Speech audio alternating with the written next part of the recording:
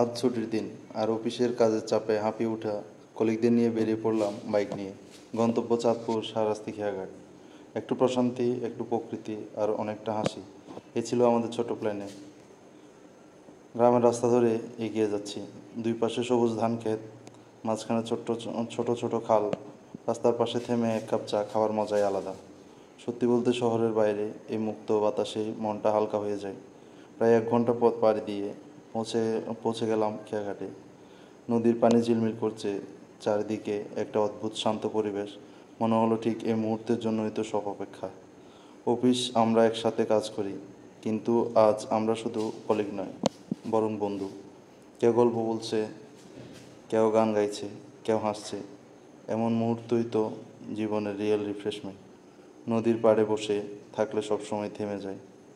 দূরে এক আধটা নৌকা ভেসে যাচ্ছে, পাখির ডাক, বাতাসের শব্দ।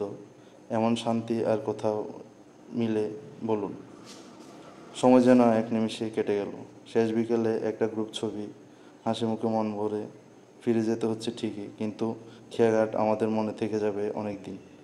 এই ছিল আজকের আমাদের বাইক ট্রিপ, খেয়াঘাট অভিযানের গল্প।